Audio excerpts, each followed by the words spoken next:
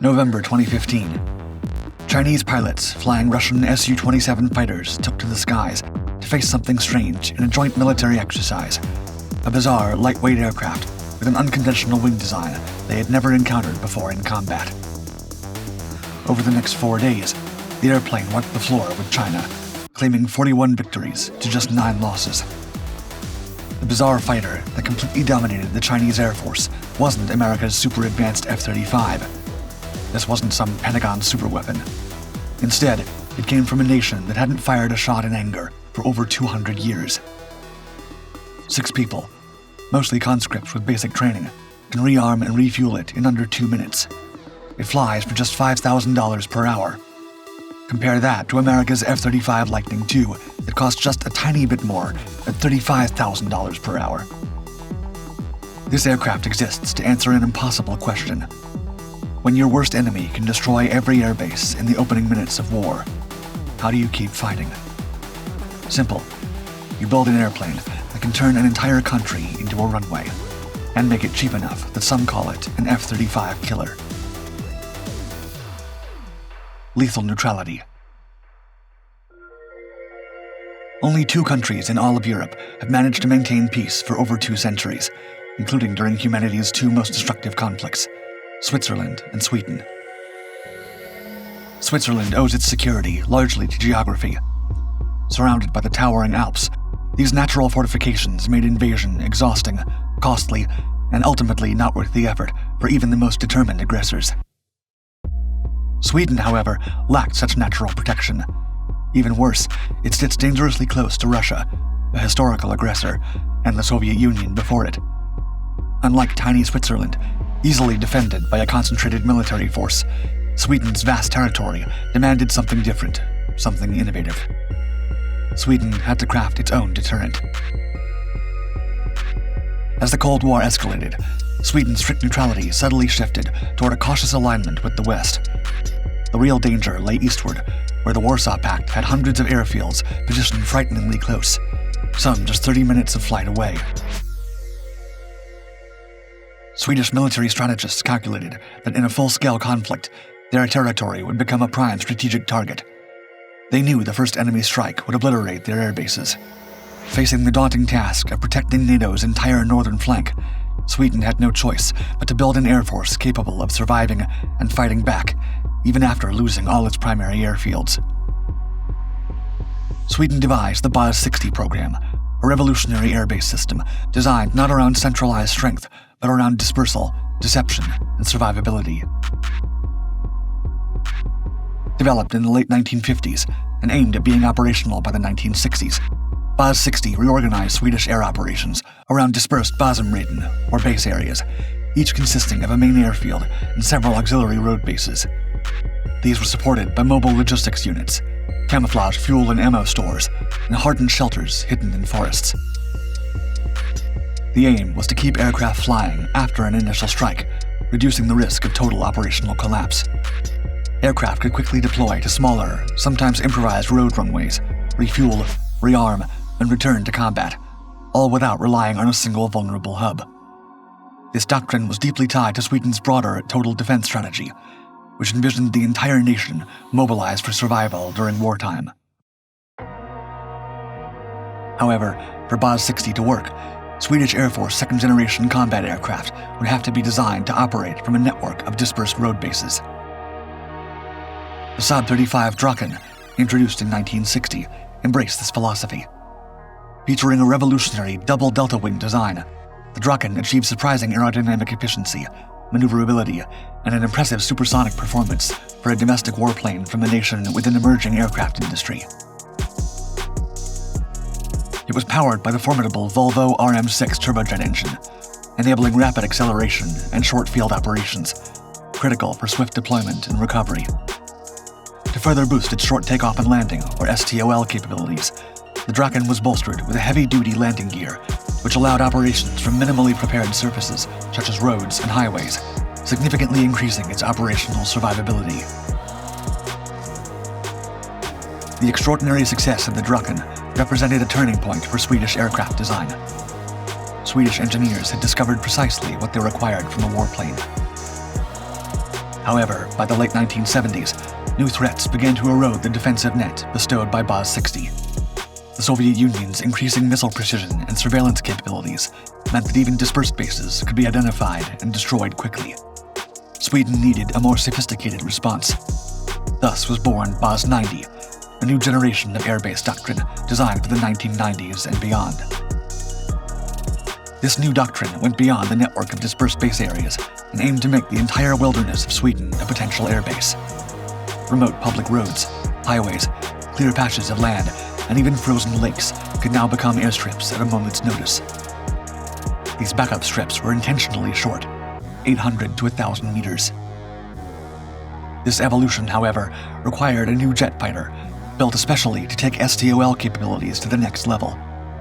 The Draken served as both the foundation and the proof of concept for a modern 4.5 generation STOL fighter aircraft designed to carry Sweden into the next century, the Saab JAS-39 Gripen. 4.5 generation fighter. The Gripen was Sweden's leap into the era of 4.5 generation air power. But to understand just how bold that leap was, Major General Staffan Nostrom, Chief of Sweden's Air Force Materiel Command, insists you have to look back at the machines that came before.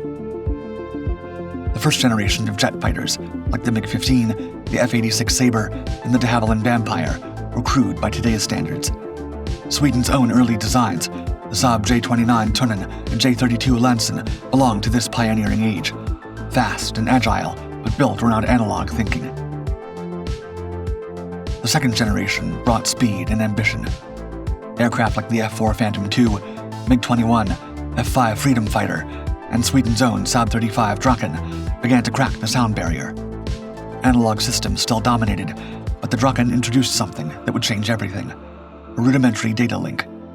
It didn't seem revolutionary at the time, but it would become the backbone of the future.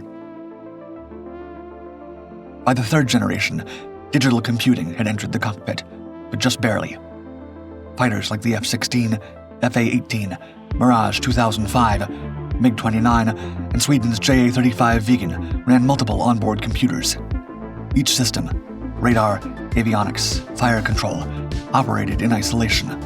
They worked, but they didn't talk to each other. Then came the fourth generation, and with it, the transformation. These jets weren't just updated, they were reimagined from the ground up. The Gripen, alongside the F-22 Raptor, Eurofighter Typhoon, Dassault Rafale, and F-35 Lightning II, featured fully integrated digital systems. Every component, radar, weapons, displays, flight controls, was wired into a shared computer architecture. Updates could be loaded like software patches. Adaptability became a built-in feature. Many of these fighters, excluding the Raptor and Lightning II, also embraced the Canard Delta configuration. By eliminating the traditional tailplane, drag and weight were reduced. The trade-off?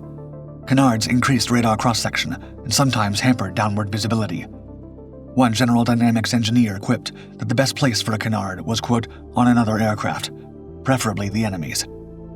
But for Sweden, it was a design necessity. It offered high performance without high cost. Sweden's quest for a homegrown fourth-generation fighter began in 1979. Early design work centered on the NBO, a scaled-down Viggen with a revised wing sweep. It was the seed that grew into the Type 2100 series. Among the prototypes, two stood out: the 2102, a swept-wing tailed design with strong strike capabilities, and the 2105, a close-coupled Canard Delta configuration that promised superior agility and efficiency.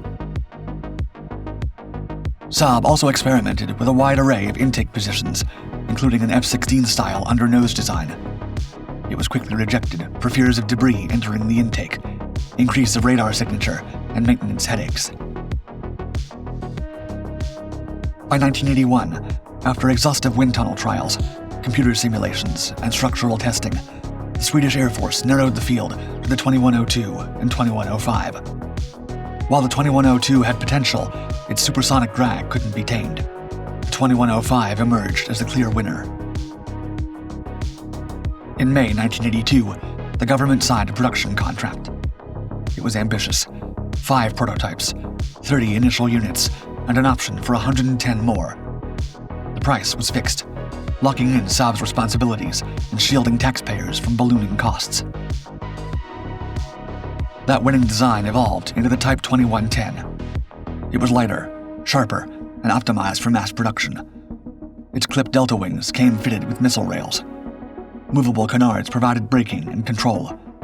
And in the event of a computer failure, a failsafe kicked in. The canards would automatically float to a position that stabilized the aircraft.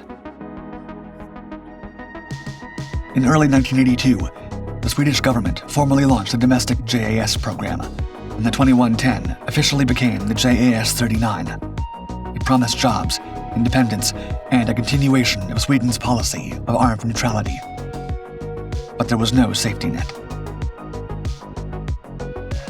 Unlike the American giants, Saab couldn't count on export orders to absorb development costs. Sweden's neutrality laws and strict arms export rules meant the entire burden fell on the domestic market. If the Gripen failed, it wouldn't just sink a fighter program, it could cripple Sweden's aerospace industry. A Griffin. In late 1982, the Swedish Air Force's own internal magazine, Flygvapnet, ran a contest to determine the name of its new jet fighter. The winning entry was Gripen, or Griffin, the iconic mythical creature, part eagle, part lion, all menace. But this Griffin had plenty of obstacles to overcome before it could reach its potential. Unlike most of its rivals, the JAS-39 Gripen had no bespoke technology demonstrator. To cut costs, Saab repurposed 2 Vegans, one of which became a fly-by-wire testbed. The gamble worked, at first. Over 250 test flights validated the electric control system. Yet this frugality would soon come at a cost.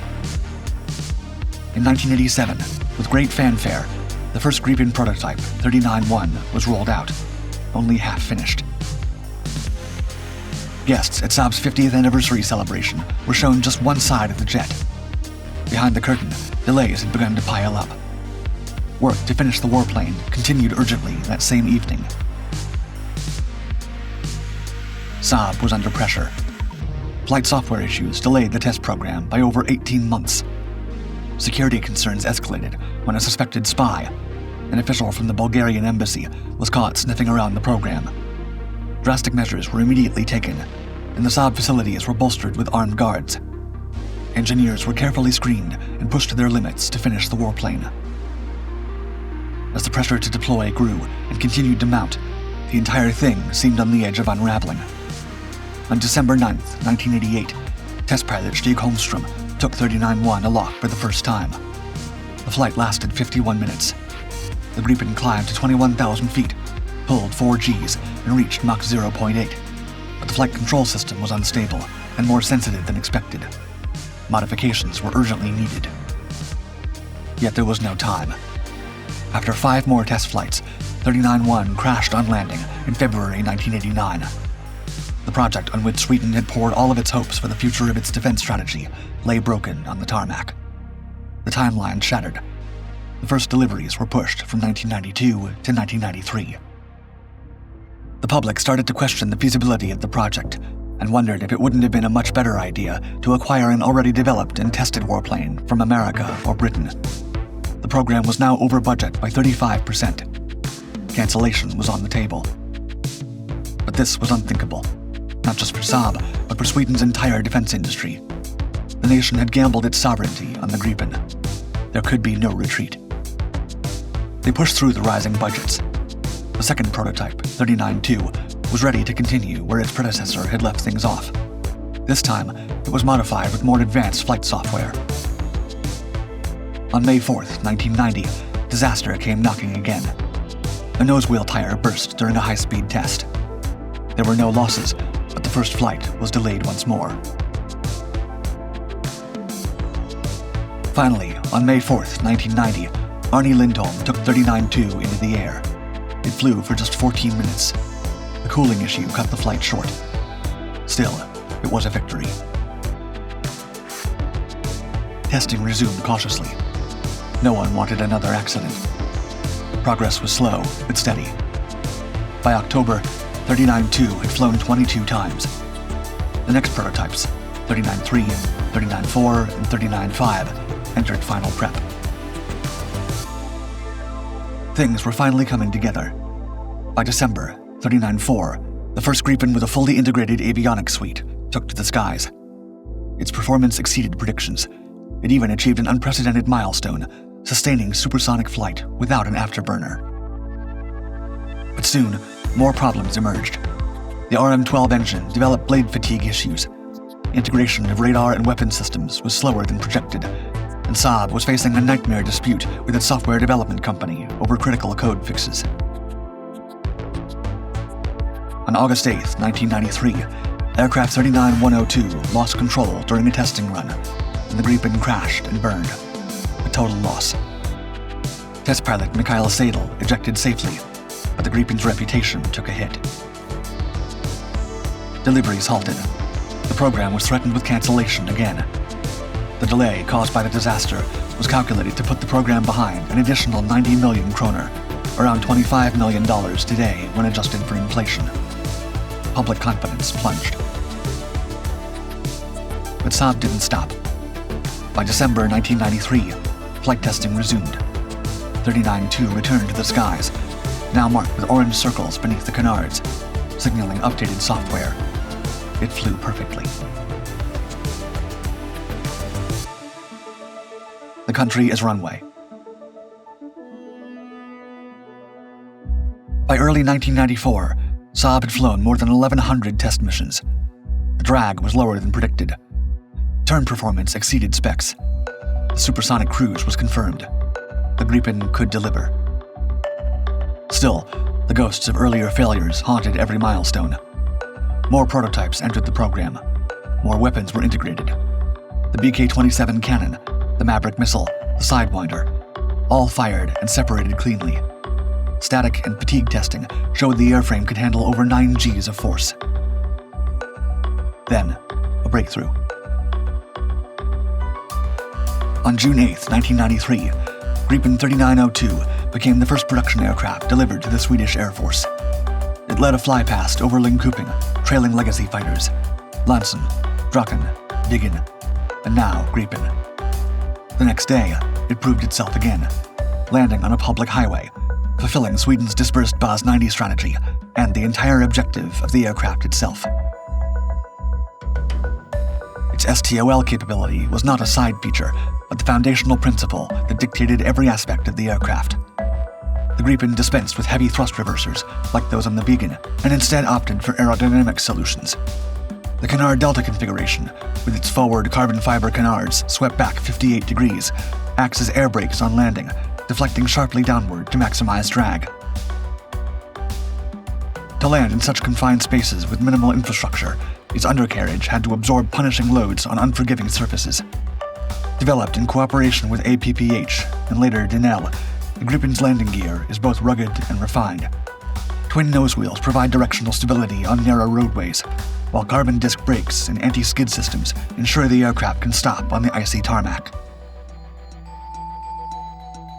Beyond all of that technology, perhaps the most crucial feature that allows the Gripen to embrace Bas 90 lies not in the wings or wheels, but in the Gripen's design and construction philosophy. It was designed to be serviced by a team of 6, 5 conscripts and 1 technician, with no ground support vehicles beyond a fuel truck and weapons loader. The onboard auxiliary power unit, initially supplied by Microturbo and later Hamilton Sundstrand, allows full system activation without external power. Engine starts, navigation alignment, and avionics checks can all be completed with the aircraft sitting silently in a forest clearing. Refueling can be done with the engine running, the so-called hot turn, reducing time on the ground to mere minutes. The cumulative effect is an aircraft that can vanish into Sweden's topography and reappear wherever it's needed, an elusive predator in an age of sprawling, vulnerable infrastructure. This dispersal capability is not just about surviving the first strike.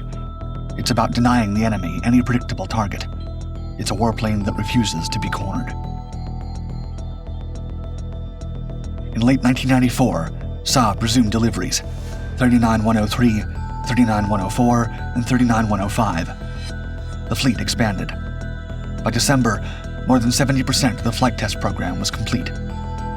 Aircraft were flying farther, faster, and heavier, meeting or exceeding every performance benchmark. After the fall of the Soviet Union, Sweden faced a new reality. The existential threat from the East was no longer as immediate, and defense budgets shrank drastically. Suddenly, the Gripen program needed alternative revenue streams to justify its cost. Exporting the aircraft became a financial necessity rather than just a political choice. The program's export success was critical to long-term survival. Saab brought the Gripen to Farnborough in 1992 and 94, flying under gray skies when other jets stayed grounded. The message was clear. Sweden's Gripen was airborne, and it was ready. By early 1995, with over 1,500 test flights logged, the Gripen was poised for full operational deployment. It had endured setbacks, crashes, delays, and doubt, and it had survived. Better than the F-35. Entering Swedish service in 1996, the Gripen became the backbone of the Swedish Air Force, offering versatility across air-to-air, air-to-ground, and reconnaissance missions. Its hallmark was agility, enabled by its Delta Canard configuration and advanced fly-by-wire system, a radical leap in control for its time. The Swedish Air Force offered over 200 units, ultimately fielding several iterations. The AB models for early service, the modernized CD variants with NATO interoperability and air-to-air refueling, and later the far more advanced E version. International interest in the Gripen grew thanks to its relatively low cost of operation, ease of maintenance, and robust electronic warfare capabilities. Countries like Hungary, the Czech Republic, and South Africa adopted the jet, often through innovative lease agreements that made the Gripen more financially accessible. Thailand also became a key customer, integrating the Gripen into its air defense network alongside Swedish area radar planes. A major turning point came with the Gripen E. Developed in the 2010s in partnership with Brazil, which committed to both purchasing and co-producing the aircraft, the E model marked a significant leap.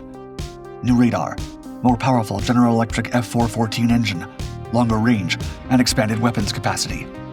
Brazil's buy-in ensured the Gripen's survival into the 2020s and helped Saab position it as a contender against heavier and more expensive platforms like the Eurofighter Typhoon and Dassault Rafale.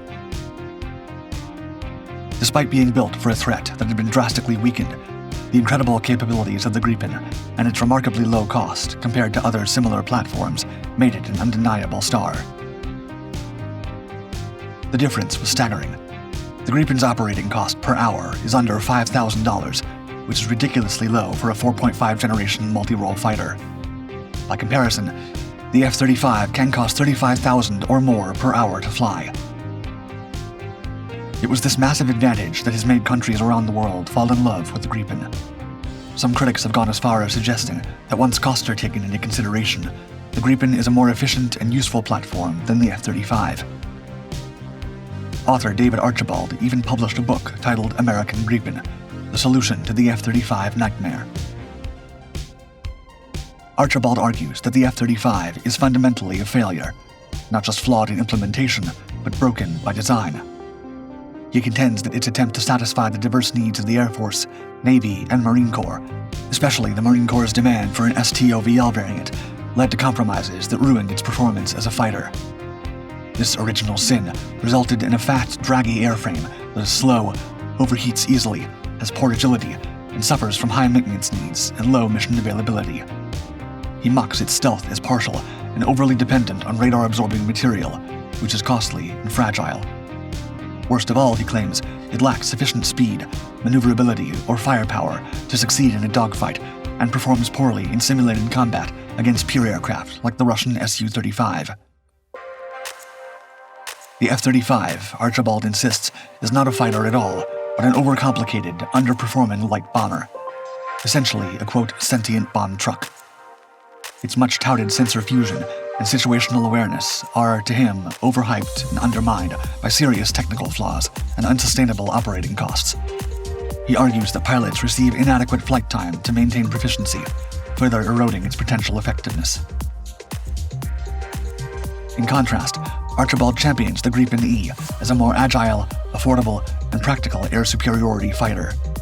It is smaller and lighter than the F-35, but benefits from modern electronics, a high thrust-to-weight ratio, and a Delta Canard configuration that enhances maneuverability.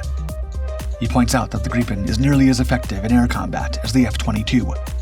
According to simulations, 10 F-22s could do the job of 15 Gripens, while 40 F-35s would be required for the same task.